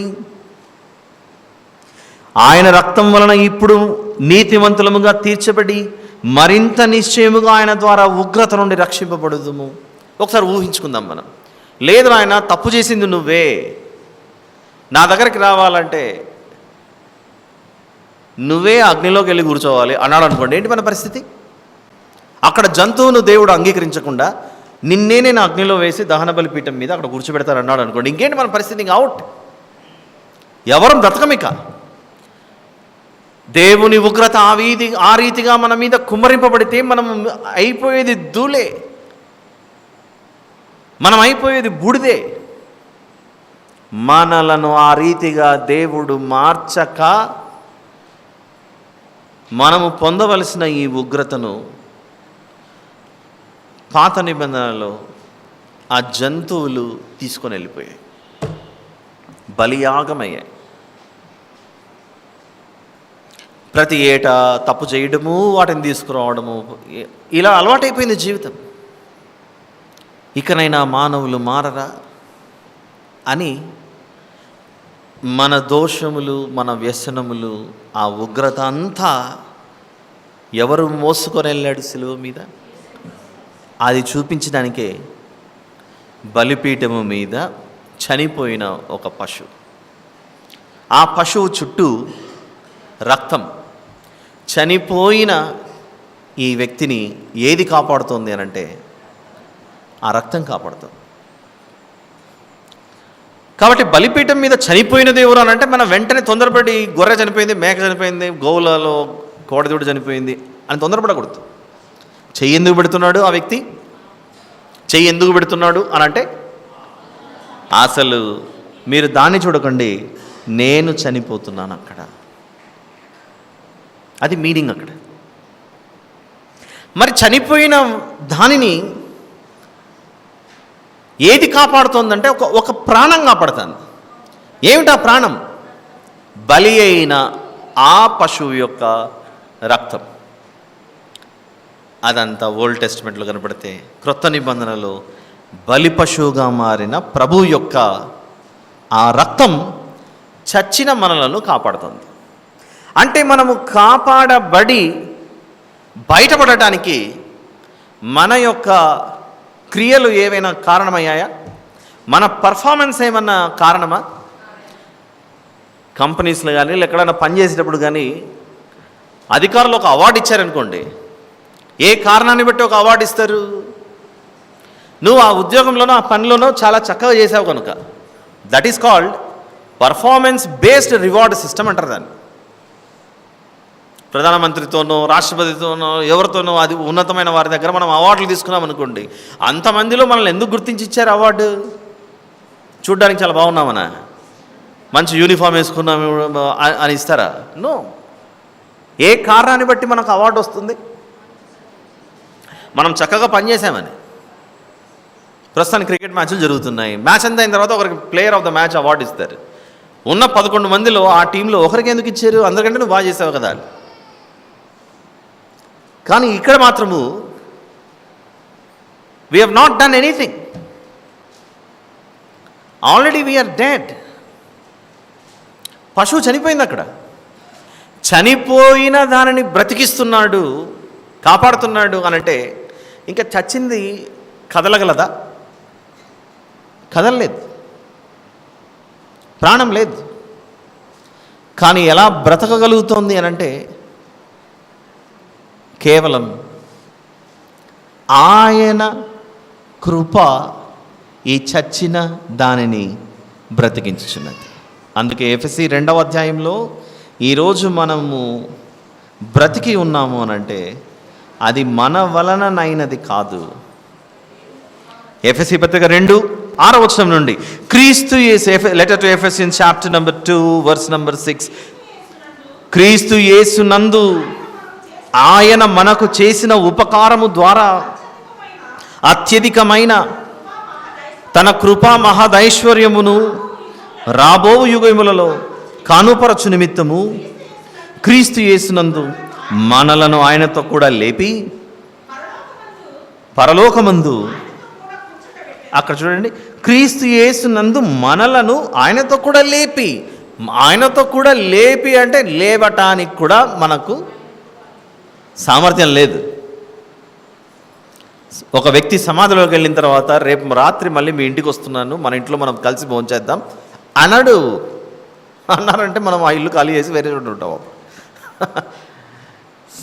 మనం సమాధిలో నుండి ఎలా బయటకు వస్తాము అని అంటే ఒక 2000 సంవత్సరాలు 3000 సంవత్సరాల తర్వాత మళ్ళీ బయటకు వస్తారంటే మన వల్ల కాదు. అది మనల్ని ఎవరు బ్రతికిస్తున్నారు అనంటే ఇదిగో ఆయనే, క్రీస్తు యేసునందు మనల్ని ఆయనతో కూడా లేపి పరలోకమందు ఆయనతో కూడా కూర్చుండబెట్టును. మీరు విశ్వాసము ద్వారా కృపచేతనే రక్షింపబడి ఉన్నారు, ఇది మీ వలన కలిగినది కాదు, దేవుని వరమే, దేవుని వరమే. చచ్చిన మనలను ఏది కాపాడుతుంది అంటే ప్రభు యొక్క రక్తం. కానీ బలిపీఠం చుట్టూ ప్రోక్షింపబడిన రక్తం మీరు ఆలోచిస్తే ఏ బలిపీఠ ఏ దానిని ఆ రక్తం కాపాడుతుంది అని అంటే ఆ రక్తములో ఉన్న పశువు కాపాడబడుతుంది. ఒకవేళ ఆ రక్తం యొక్క గీత దాటి బయట ఉంటే you are outside of that blood, therefore the protection is not there for you. పెద్ద పెద్ద అధికారులకు బాడీ గార్డ్స్ ఉంటారంటే ఈ మహానుభావుడు నాకు ఎవరొద్దు మీరు పక్కకు జరగండి అని బయటికి వెళ్ళిపోయాడు. 2 గంటల తర్వాత ఇంకా వార్త వచ్చింది. ఏమైండొచ్చు ఆ వ్యక్తికి? ప్రమోషన్ వచ్చిందా? ప్రమాదం వచ్చిందా? ఏమైంది అని అంటే ఈ రక్షణ కవచం ఏదైతే ఉందో బాడీ గార్డ్స్ నిన్ను కాపాడడానికే వాళ్ళు చుట్టూ ఉన్నారు. కానీ నువ్వు నిర్ణయించుకున్నావు నాకు ఈ రక్షణ కవచం వద్దు, ఈ రక్షణ వలయం నాకు వద్దు, నేను అందులోంచి బయటికి వెళ్ళిపోతానని అనుకున్నావు. ఒక 2 గంటల తర్వాత వార్త వచ్చింది ఇక లేవని. కారణం ఏంటంటే నువ్వు అందులో నుంచి బయటికి వెళ్ళిపోయావు కనుక. ఇది మనకు అర్థమైతే ఈ బలిపీఠం మీద చనిపోయినటువంటి ఈ జంతువు చచ్చిన స్థితిలో ఉంటే చుట్టూ ఉన్నటువంటి ప్రభువు రక్తం మనల్ని కాపాడుతుందట. అది ఒక సూచన, సాదృశ్యంగా కనబడుతుంది లేవియాకాండంలో. ఎఫెసీ 2వ అధ్యాయానికి వచ్చిన తర్వాత అక్కడ తెలియజేస్తున్నాడు, అపరాధముల చేతను పాపముల చేతను మనం చచ్చిన స్థితిలో ఉంటే యేసు ప్రభు యొక్క రక్తం మనల్ని కాపాడుతుందట. There is no life in us, but there is another person's life which is safeguarding us. వేరే వ్యక్తి యొక్క ప్రాణం మనల్ని కాపాడుతుంది. అదే బలిపీఠము చుట్టూ ప్రోక్షింపబడినటువంటి ఆ రక్తం యొక్క విలువ. దేవుడు ప్రత్యక్షపు గుడారం వద్దకే తీసుకురావాలి ఆ జంతువును. మీరు ఎక్కడంటే అక్కడ బలి ఇవ్వకూడదని ఎందుకు చెప్పాడు? ప్రత్యక్షపు గుడారము వద్ద ఒక బలి పీఠం, దాని మీద నువ్వు మరణించినప్పుడు, అనగా మన పక్షాన ఆ జంతువు మరణించినప్పుడు ఆ రక్తం నిన్ను కాపాడుతుంది. నువ్వు అలా దేవుని సన్నిధికి రాకుండా ఎక్కడెక్కడో ఉంటానంటే ఈ రక్తం నిన్ను కాపాడదు. ఎక్కడెక్కడో తిరుగుతాను, ఊరు బయట తిరుగుతాను, వీధుల మీద తిరుగుతాను, ఆ ఇండ్ల మీద పడతాను అని ఎక్కడెక్కడో తిరిగి అక్కడక్కడే తిరుగుతూ ఉంటే you will lose that protection, you will lose that protection, you will not be saved అంటున్నాడు అక్కడ. ఎందుకు ఆ స్థలమే నిర్ణయించాడు అని అంటే నువ్వు అక్కడికి రావాలి. ఇది మనకు అర్థమైతే అబ్రహాం గారు ఇస్సాకు గారి మీద కట్టెలు పెట్టి మోరియా పర్వతం మీదకి తీసుకెళ్ళాడు. అక్కడే నువ్వు బలి ఇవ్వాలి ఇస్సాకును అని చెప్పాడు ఆదికాండంలో. కాలక్రమేణా దావీదు గారికి మందిరం కట్టాలి అని ఆలోచన వచ్చింది. అప్పుడు దేవుడు చూపించిన పర్వతం, ఆ మోరియా పర్వతం ఎక్కడుందంటే ఆ రోజు ఇస్సాకు గారు ఎక్కినటువంటి అదే ప్రాంతమే దావీదు గారు దేవాలయాన్ని నిర్మించాలనుకున్నటువంటి ప్రాంతం. గతంలో ఈ సందేశం కూడా చెప్పాను నేను మీకు.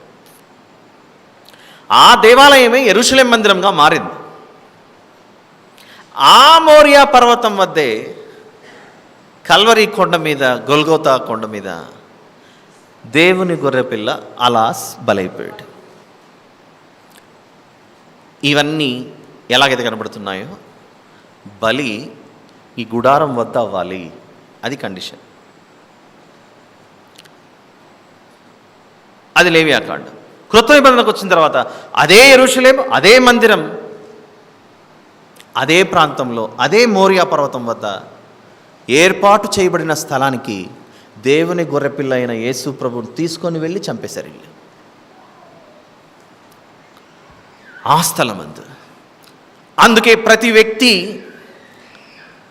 బలి అయిన ప్రభువు వద్దకు వచ్చి ఆ రక్తపులో భద్రంగా చేయబడాలి.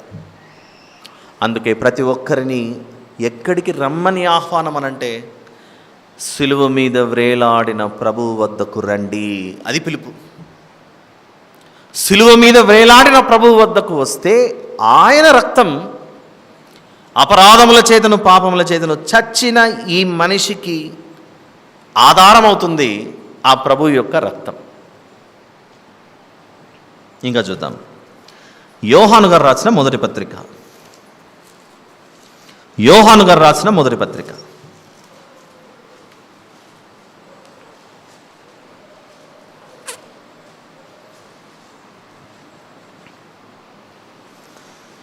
7వ వచనం చూద్దాం. 7వ వచనం, అయితే ఆయన వెలుగులోనున్న ప్రకారము మనమును వెలుగులో నడిచిన ఎడల మనం అన్యోన్య సహవాసము గలవారమై ఉందము. అప్పుడు ఆయన కుమారుడైన యేసు రక్తము ప్రతి పాపము నుండి మనల్ని పవిత్రులుగా చేయును అని. ప్రభు రక్తం ప్రతి పాపం నుండి మనం పవిత్రులుగా చేస్తుందట. ఆ రక్తమును గురించి ఆయన తెలియజేస్తూ మత్తయి సువార్త 26వ అధ్యాయంలో ఏమంటున్నాడు చూద్దాం. Gospel of Matthew chapter number 26. మత్తయి సువార్త 26లో 27వ వచనం చూద్దాం.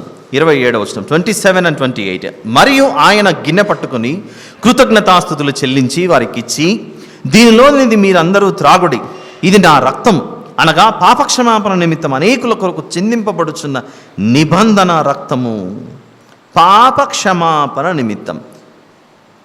అనేకులు లోకం చేసిన పాపాల నిమిత్తమై ఆ పాపములను క్షమించుట కొరకే నా రక్తము చిందింపబడుతోంది. అంటే ఒక పాపికి రక్షణ ఎందులో నుంచి వస్తుంది? యేసు ప్రభు చిందించిన రక్తములో నుండి. ఆ రక్తములో ఉన్నవాడు భద్రంగా ఉంటాడు, ఆ రక్తము నుండి బయటికి వచ్చినవాడు భద్రంగా ఉండడు. ఎన్ని ఆధారాలు చూడండి. పాత నిబంధన అయినా క్రొత్త నిబంధన అయినా తెలియజేస్తున్న సందేశం ఒక్కటే, కానీ అది నీడ, అది ఛాయలా కనపడుతుంటే క్రొత్త నిబంధన నిజస్వరూపంలా కనబడుతుంది.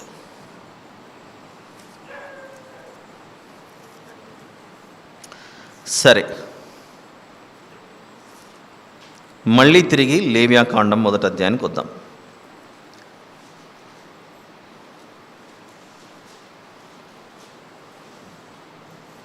తొమ్మిదవ వచనం. ఇంకొక 5-10 నిమిషాల్లో ముగించుకుందాం.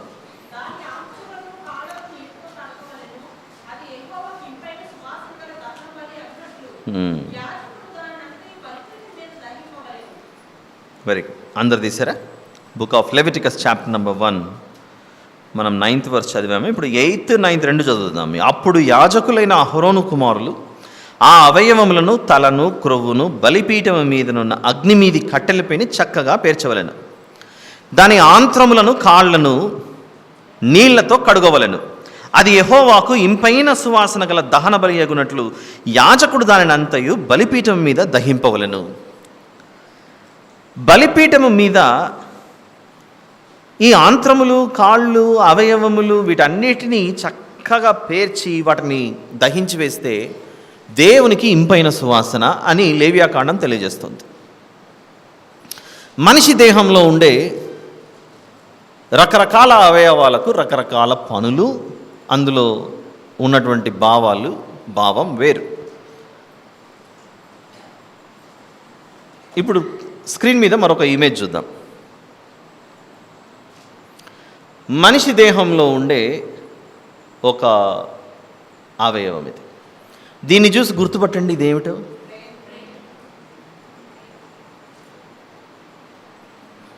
ఏమై ఉండొచ్చు ఇది? మన తలలో ఉండేటువంటి మెదడు, బ్రెయిన్. చూస్తానే గుర్తుపట్టాం ఇది బ్రెయిన్ అని. ఇప్పుడు దహన బలి అనేది ఏదైతే ఇస్తున్నాడో, నడినెత్తి మొదలుకొని అరిపాదం వరకు సమస్తము, సాధారణంగా ఒక మనిషి దేనినైనా ఇష్టపడుతున్నాడంటే హృదయం, హార్ట్ను చూపిస్తాడు, కానీ హార్ట్కి ఆలోచించే శక్తి ఉండదు. గుండె ఆలోచిస్తుందో చెప్పండి? మనము ఏదో అలా బొమ్మలు గీసుకొని ఏదో చెప్పుకుంటూ ఆలోచిస్తున్నాం, కానీ వాస్తవానికైతే ఇక్కడి నుంచే మొదలయ్యేది, బ్రెయిన్ నుంచే కదా. నేను నా మోకాలు చెప్పినట్లు వింటాను అంటామా? ఎవరైనా చెప్పమా?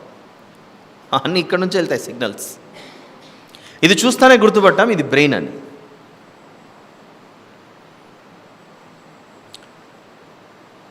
ఇందులో ప్రధానంగా 2 భాగాలు. ఏం భాగాలు అయి ఉండొచ్చు?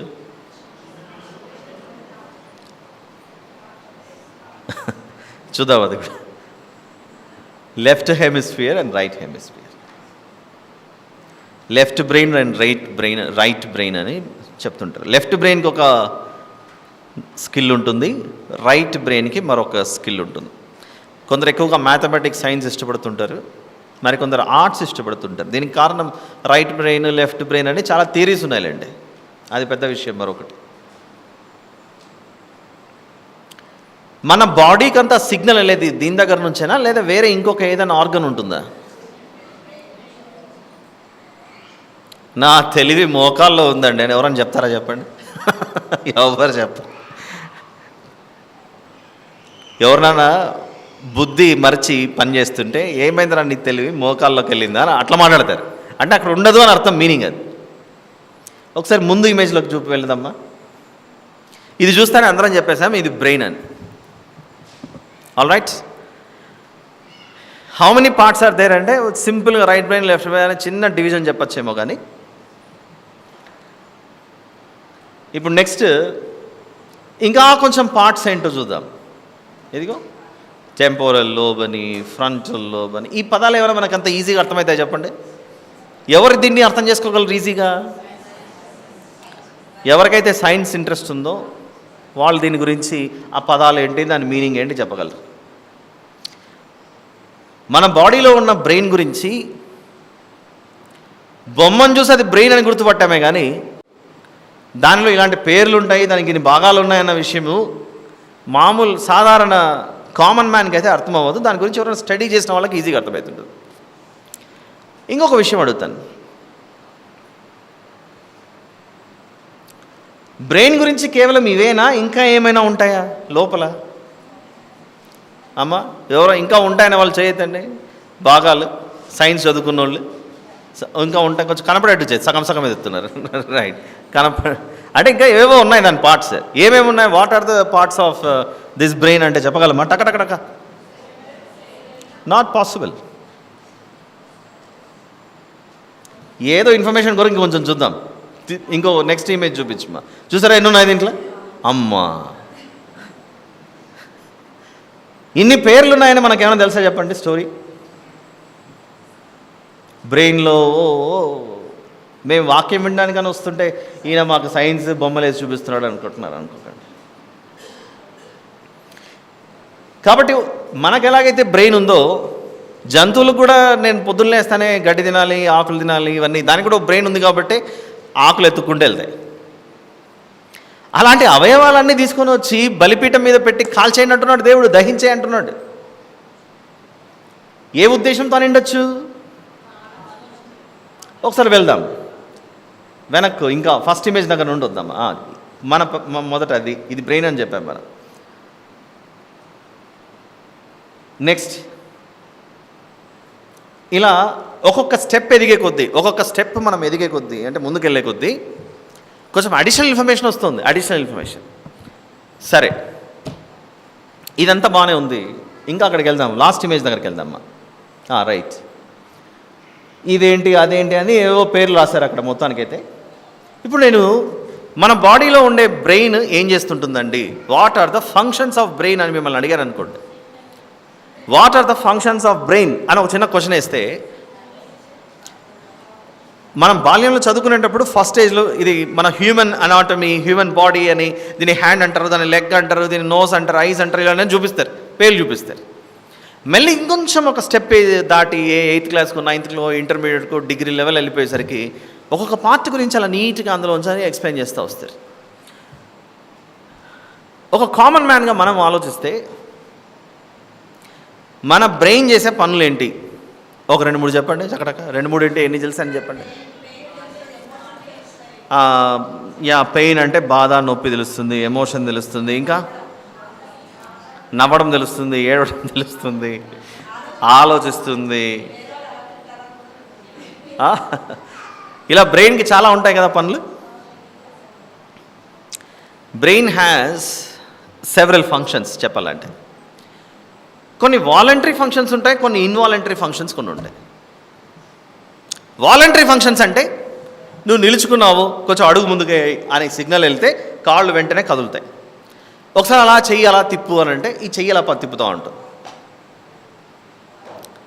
ఏం మతి చెడిందా అనేది ఎప్పుడు అంటారంటే, నేను ఇలా చెయ్యి ఎత్తి నన్ను నేను కొట్టుకున్నప్పుడు పటా కొట్టుకున్నప్పుడు అంటే బ్రెయిన్లో ఏదో తేడా వచ్చిందని అర్థం, బ్రెయిన్ సరిగ్గా పనిచేయట్లేదని అర్థం. ఇన్వాలంటరీ ఫంక్షన్స్ అంటే మన పర్మిషన్ లేకుండానే, బ్రెయిన్ నుంచి సిగ్నల్ లేకుండా అది చేసుకుంటూ పోతుంటుంది. గుండె కొట్టుకోవడాలు, ఊపిరి పీల్చడం. మనం నిద్రలో కూడా మనం మాటికి నిద్రలేసి నా గుండె కొట్టుకుంటుందా లేదా అని చెక్ చేసుకోం. మనం నిద్రలో ఉన్నా అది ఆ పని చేసుకుపోతుంటుంది. అది సడన్గా ఏమన్నా గుండెకి కానీ లేదా ఏదైనా తేడా వస్తే అప్పుడు బ్రెయిన్కి సిగ్నల్ వెళ్ళి నీ ప్రాబ్లం ఉంది, అర్జెంటుగా మీ వాళ్ళు నిద్రలేపి హాస్పిటల్కి వెళ్ళని చెప్తుంటుంది brain. So likewise there are so many functions. ఇది ఆలోచిస్తుంటుంది, మనల్ని నడిపిస్తుంటుంది, మనం ఏదైనా ఇష్టపడేది తినమని చెప్తుంటుంది, ఇలాంటివన్నీ చేపిస్తుంటుంది. అందులో కొన్ని ఫంక్షన్స్ ఏముంటాయి కొన్ని చూద్దాం. ఇది let us see some of the functions. ఆ గ్రిడ్ తీసేయమనంత. రైట్, ఫంక్షన్స్ ఆఫ్ బ్రెయిన్ చూద్దాం. Control of body movement. ఫస్ట్ది, మన బాడీ ఇప్పుడు కూర్చోవాలా, నడవాలా, జంప్ చేయాలా, అదంతా సిగ్నల్ ఎక్కడి నుంచి వెళ్తుంది? బ్రెయిన్ నుండి వెళ్తుంది.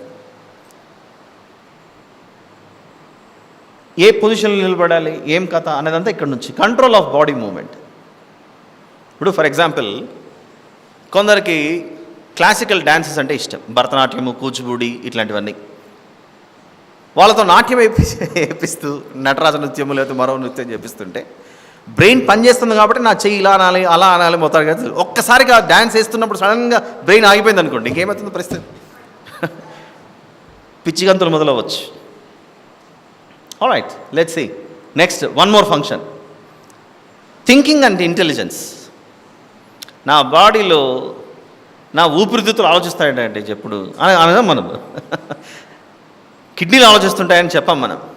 అంటే థింకింగ్ అండ్ ఇంటెలిజెన్స్ అంతా ఎక్కడి నుంచి వస్తుంది? అరిపాదం నుండి కానీ మోకాల నుంచి కానీ రాదు. థింకింగ్ అంతా ఇక్కడ బ్రెయిన్లో నుంచి వస్తుంటుంది.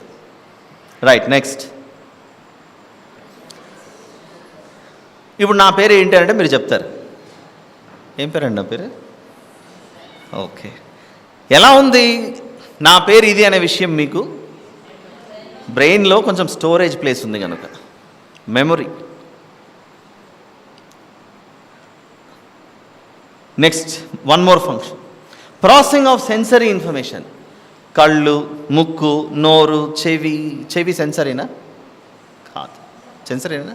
Years, eyes, సెన్సరీనా.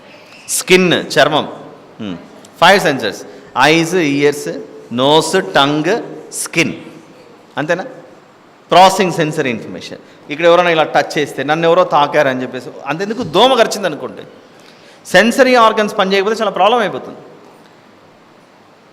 మొన్న ఏదో వార్తల్లో 1 నెల రోజుల క్రితం ఎప్పుడో చదివా, ఒక అతను మిల్క్ తెద్దామని వాళ్ళ మమ్మీ పాలు తీసుకురమ్మంటే, పెద్ద ఆయన 30+ ఉన్నటువంటి వ్యక్తి పాలు తీసుకురావడానికి వెళ్ళాడు, తెచ్చాడు. తెచ్చిన తర్వాత వెళ్ళి బెడ్ మీద పడుకున్నాడు. పడుకున్న తర్వాత కొద్దిసేపు చనిపోయాడు. ఏమైంది అని అంటే, అతని కాలుకు ఒకప్పుడు ఎప్పుడో యాక్సిడెంట్ అయ్యి, ఆ ఏరియాలో ఆ సెన్సరీ ఏమంటారు స్పర్శ, అది చచ్చిపోయింది. అయితే అతను వేసుకున్న చెప్పులో లోపల చిన్న పాము ఉన్నింది. అది కరిచిన విషయం అతనికి తెలియలేకపోయింది. తెచ్చాడు, పడుకున్నాడు, చనిపోయాడు. ఆ తర్వాత ఏమైంది, ఏం కథ అని స్టడీ చేస్తే, వాళ్ళ ఫ్రెండ్ ఎవరో ఇంటికి వస్తే చూశాడట, ఆ ప్రాంతంలోంచి ఒక చిన్న పాము బయటికి పడ్డది. అప్పుడు అర్థమైంది, ఇతనికి యాక్సిడెంట్ అయినప్పుడు ఆ స్పర్శ ఎగిరిపోయింది, పాము కరిచిన విషయం కూడా తెలియలేదండి. సెన్సరీ ఆర్గన్స్ దెబ్బతింటే అది ప్రాబ్లం, స్కిన్. సో ఇక్కడ వచ్చి బ్రెయిన్కి సిగ్నల్ వెళ్ళట్లేదు, బట్ బ్రెయిన్ హ్యాస్ సెన్సరీ ఇన్ఫర్మేషన్ని క్యాప్చర్ చేసుకుంటూ ఉంటుంది. సరే, నెక్స్ట్ వన్, ఎమోషనల్ కంట్రోల్. ఏడుపు, బాధ, ఎవరైనా జోక్ వేశారనుకోండి, కొందరు నవ్వరు, ఎందుకో అర్థం అవ్వదు. కారణం ఏంటంటే, ఈ మొబ్బు సూపులకి మనం ఎంత చెప్పినా కష్టమే, జోకులు అర్థం కావు, ఏమర్థం కావు. అలాంటి వాళ్ళకి మనమే ఏదైనా బాబు సుత్యామని ఉంటే తీసుకుంటారా, కొట్టుకుంటారని చెప్పాలి. Emotional control. నెక్స్ట్, 6వది, రెగ్యులేషన్ ఆఫ్ బాడీ ఫంక్షన్. మన బాడీ టెంపరేచర్ ఎంత ఉంది, ఈ చలి అవుతుందా, వేడి ఉందా, ఏం కథ, అదంతా మనకు సిగ్నల్ ఇస్తుంటుంది. Next, 7th, coordination and balance. నేను రైట్ లెగ్ పెట్టి లెఫ్ట్ లెగ్ కింద పెట్టకపోతే బ్యాలెన్స్ అయ్యి అవుట్ అయిపోయి కింద పడిపోతాం. ఏదైనా బ్యాలెన్స్ చేసుకుంటూ వెళ్తుంటుంది ఇది. ఆల్ రైట్, సో బ్రెయిన్కి ఇన్ని పనులు ఉన్నాయి. ఇవన్నీ నిజమా కాదా చెప్పండి? ఇలాంటి మంచి బ్రెయిన్ని దహన బలి చేయమంటున్నాడు. ఏమన్నా న్యాయమా? ఇలాంటి ఎన్నో గొప్ప గొప్ప పనులు చేసే ఈ మెదడు, బ్రెయిన్ని దేవుడు చక్కగా మొత్తం ఒలుచు, చర్మం అన్నీ తీసేసి ఒలిచి దాని మీద పెట్టి బలి చేయి అని మాట్లాడుతున్నాడంటే, ఇంత మంచి బ్రెయిన్ని ఎలా మనం చంపేయాలో చెప్పండి. బాధ కదా. అయితే దాన్ని కాలిస్తే అట, దహన బలి చేసి దహించి వేస్తే అట దేవునికి ఇంపైన సువాసన. ఒకసారి ఆ ఫంక్షన్స్లోకి వెళ్దాం. Functions of brain. కొంచెం వెనక్కి వెళ్ళమ్మా, 7th పాయింట్ నుంచి వెనక్కి వెళ్ళుకుంటూ వెళ్ళు ఒకసారి. నో నో నో నో ఇంకా రైట్, ఇక్కడ అవుతుంది. థింకింగ్ అండ్ ఇంటెలిజెన్స్ అనేది ఉంది చూసారా, ఇది బ్రెయిన్లో నుంచే కదా వచ్చేది. ఇంత మంచి బ్రెయిన్ని నువ్వు దహించి వేసే అంటున్నాడు దేవుడు. ఎందుకని ఉండొచ్చు అని ఆలోచిస్తే, ఈ థింకింగ్లో కూడా ఏదో జరుగుతుండొచ్చు. ఏం జరుగుతుండొచ్చు థింకింగ్లో? మన ఆలోచనలు ఏమేమి రావచ్చు? అందరితో చక్కగా ఉందాము, గౌరవిద్దాము, సన్మానిద్దాము, వందనాలు చెప్దాము అనే ఆలోచన ఈ బ్రెయిన్కే కదా వచ్చేది. అందరికీ అదే ఆలోచన వస్తుందా? అందరికీ అదే వస్తుందా చెప్పండి? కొందరికి ఏం రాదు. ఇదో ఈవిడ నేను, లేదా ఈ బ్రదర్ నేను, దోస్తు మేమిద్దరం ఫ్రెండ్స్, బ్రదర్ అందుకే వందనాలు మీకు. అతను నేను ఇప్పుడు ఎవరు కాము? దోస్తులం కాదు. నీ దోస్తి కట్టి. మా అబ్బాయి నాతో రోజుకు 10 సార్లు చెప్తుంటాడు, నాన్న కట్టి అంటుంటాడు వాడు. పిల్లలు కనుక కట్టి అంటారు. ఆ బుద్ధి మనకు సంఘాల్లో కూడా కనపడుతుంటుంది. కట్టి కట్టి ఈ నీతో కట్టి అనేది ఎక్కడి నుంచి వస్తుంది? మోకాల్లో నుండా? ఎక్కడి నుంచి వస్తుంది? అందుకే దేవుడు గలతీ పత్రిక 5వ అధ్యాయము 19వ వచనంలో శరీర కార్యములు స్పష్టమై ఉన్నవి. అవేవనగా, గలతీ పత్రిక 5:19, జారత్వము, అపవిత్రత, కాముకత్వము, విగ్రహారాధన. ఇవన్నీ ఎక్కడి నుంచి వస్తాయండి చెప్పండి? శరీర కార్యములలో నేను నా శరీరాన్ని జారత్వమునకు అప్పచెప్దాం అనే ఆలోచన ఎక్కడి నుంచి వస్తుంది? అక్కడ నుండే. అపవిత్రత శరీరంలో పుట్టే ఆలోచనే, మెదడులో. కాముకత్వము ఎప్పుడు దీని గురించి ఆలోచన. విగ్రహారాధన, నిజమైన దేవుడు గుర్తుపట్టక నీ ఆలోచనలకు అనుగుణంగా అవే కనబడుతున్నాయి. విగ్రహారాధన. అవిచారము, ద్వేషములు, కలహము, మత్సరములు, క్రోధములు, కక్షలు, భేదములు, విమతములు, అసూయలు, మత్తతులు, అల్లరితో కూడిన ఆటపాటలు. ఇవన్నీ ఎక్కడి నుండి వస్తున్నాయండి చెప్పండి? మీరు చెప్పండి. వాటన్నిటినీ ఇప్పుడు ఏం చేయమంటున్నాడంటే దేవుడు రోమపత్రిక 12లో మనలను సజీవ యాగం చేయమంటున్నాడు. గమనించాలి, తెలుగులో 2 పదాలు, ఒకటి బలియాగము, మరొకటి సజీవ యాగం. మనకు అర్థం అవ్వాలి. తెలుగులోనే మనకు ఒకటి బలియాగం, మరొకటి సజీవ యాగం అనేవి 2 పదాలు కనబడుతున్నాయిగా. బలియాగము అంటే ఏమిటి? సజీవ యాగము అంటే ఏమిటి? బలియాగము అంటే ఏమిటి? సజీవ యాగము అంటే ఏమిటి తెలియాలి. బలియాగము విన్నారా పదం తెలుగులో ఎప్పుడన్నా? బలియాగము. మరి బలియాగము అనే తెలుగు పదానికి, సజీవ యాగము అనే తెలుగు పదానికి వ్యత్యాసం ఏమిటి? యాగము అంటే సాక్రిఫైస్, బలి అంటే చనిపోవడం. డెత్ సాక్రిఫైస్ అంటే ఏమిటి? లివింగ్ సాక్రిఫైస్ అంటే ఏమిటి?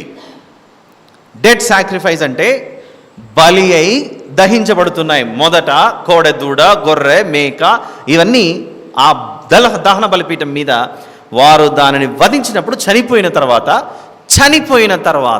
ఆ చనిపోయిన దానిని వేరు భాగాలుగా విభజించి దహన బలి మీద పెట్టి ఆ బలిపీఠం మీద పెట్టి దాన్ని దహించిస్తున్నారు. బలి అయి యాగమవుతుంది.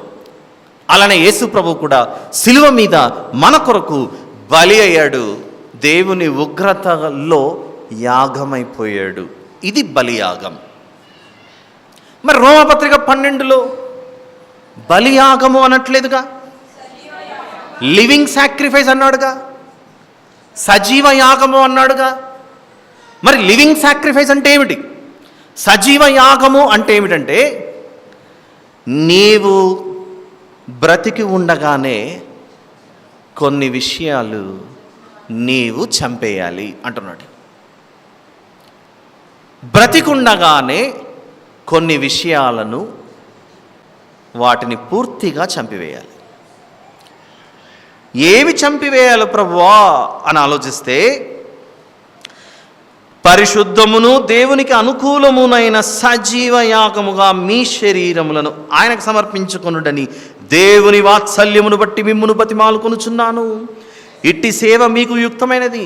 మీరు ఈ లోక మర్యాదను అనుసరింపక, ఈ లోకంలో మీరుండగా లోక మర్యాదను అనుసరింపక. ఏమిటి ప్రభువా లోక మర్యాద అనంటే, అప్పుడు గలతీ పత్రిక 5:19 చూపిస్తున్నాడు. లోకంలో నీకు ఇదిగో ఎన్నెన్నో అసూయలు, మత్తతలు, అల్లరితో కూడిన ఆటపాటలు, శరీర కార్యములు స్పష్టమై ఉన్నవి, విగ్రహారాధన, అభిచారము, జారత్వము, ఇవన్నీ చూపిస్తున్నాడు కదా. వీటన్నిటి విషయంలో నీవు యాగమై సజీవ యాగంగా వాటిని నీలోనికి తీసుకురాక. ద డిఫరెన్స్ బిట్వీన్ బలియాగము అండ్ సజీవ యాగం, the difference between dead sacrifice and living sacrifice. బ్రతికుండగా నీ శరీరంలో ఏదో ఒక అవయవము తప్పు చేయమని నిన్ను ప్రేరేపిస్తోంది. నీ నేత్రములు తప్పు చేయమని ప్రేరేపిస్తున్నాయి. దాన్ని ఏం చేయాలి? ఇప్పుడు సజీవ యాగం చేయాలి. నీ దేహం దేనినో ఆశిస్తుంది, దానిని నువ్వు ఇప్పుడు ఏం చేయాలి? సజీవ యాగం చేయాలి. వద్దు. జీవపు డంబం నిన్ను ప్రేరేపిస్తుంది, దాన్ని నువ్వేం చేయాలి? సజీవ యాగం చేయాలి. మనము సజీవ యాగము చేయడానికి ఒకప్పుడు అవేమైపోయాయి? బలియాగమయ్యాయి. బలియాగమునకు సజీవ యాగమునకు తేడా ఏమిటో మనకు తెలియాలి. సజీవ యాగానికి బదులుగా మనల్ని కూడా బలియాగం అని అంటే, ఇప్పుడు మనల్ని కూడా మనం కూడా ఏమైపోయేవాళ్ళం? మనం చనిపోయి మన అవయవాలను పార్ట్స్ పెట్టి దహించి పరిస్థితి వచ్చేది. ఆ స్థితి మనకు రాలేదు. అందుచేత మనము దేని వలన రక్షింపబడ్డాం? కృపచేత రక్షింపబడ్డాం. కృపచేత, గ్రేస్ మనల్ని చంపకుండా కాపాడుతుంది. అందుకే ఎప్పుడైతే మీరు ఆలోచించండి, గలతీ పత్రికలో 5వ అధ్యాయంలో కనబడుతున్న ఈ శరీర కార్యములు ఏవైతే ఉన్నావో, ఇవన్నీ తగలబెడితే ఒక మనిషి ప్యూరిఫై అయిపోయిన తర్వాత, ఒక మనిషి పవిత్రపరచబడిన తర్వాత అట్టి జీవితం దేవునికి ఎలా ఉంటుందట? ఇంపైన సువాసనక, పరిమళ వాసనగా ఉంటుంది.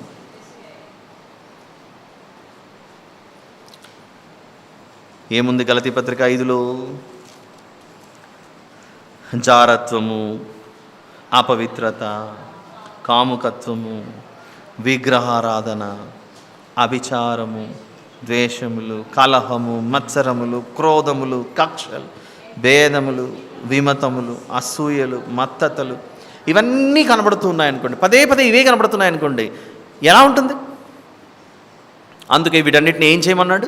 లోక మర్యాద అనుసరింపక వాటిని యాగం చేయమంటున్నాడు.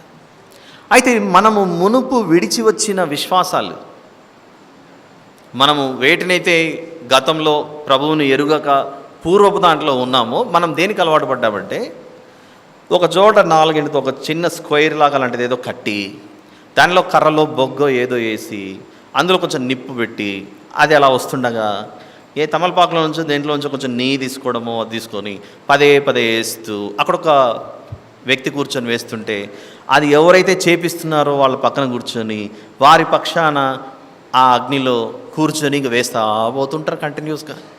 కంటిన్యూస్గా వేస్తూ పోతుంటారు. అర్థమవుతుంది కదా నేను చెప్పేది?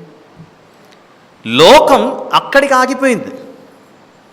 బైబిల్ ఇంకా ఒక 4-5 అడుగులు 7 అడుగులు ముందుకేసేసి, అలాంటి మంటలో నువ్వు వేటిని తగలబెట్టాలంటే గలతీ 5:19 వాటన్నిటినీ వేస్తే, కాల్చిపడేస్తే, నీవు మారిన నూతన మనసుతో ఉన్న నీవు ఆయన దృష్టికి ఇంపైన సువాసనగా యాగం అవుతావు బిడ్డ అని చెప్తున్నాడు అక్కడ.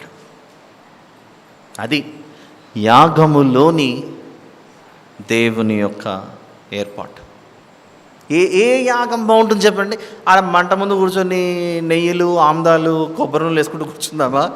ఈ మంటలో నా భయంకరమైన ప్రాచీన స్వభావము వీటన్నిటిని వేసి కాల్చిపడేసి క్రొత్తగా మారిన మనిషిగా, క్రొత్తగా జన్మించిన వ్యక్తిగా దేవుని ఎదుట కనబడితే నేను ఎలా ఉంటానప్పుడు? దేవునికి ఇంపైన సువాసన. అందుకే దేవుడు దహన బలి ఆయనకిష్టంగా జరిగినప్పుడు ఆయన దానిని ఏ రీతిగా భావిస్తున్నాడు? ఇంపైన సువాసనగా. కాబట్టి మన జీవితాలు దేవుని దృష్టిలో ఇంపైన సువాసనగా ఉన్నవా లేవా ఆలోచిద్దాం. వీటిని ధ్యానిస్తూ సెలవు తీసుకుందాం, ప్రార్థన చేసుకుందాం. ప్రేమగల తండ్రి, మీకే స్తోత్రములు నాయన. మీ బిడ్డలు మీ విషయాలు విన్నారు. వీటన్నిటిని ధ్యానించి మీకు సమీపస్తులుగా మారుటకు సహాయం చేయమని ప్రార్థిస్తూ మా ప్రభువును ప్రియరక్షకుడైన యేసు ప్రభు వారిపేట అడిగి వేడుకొని సమర్పిస్తున్నాను తండ్రి. ఆమేన్.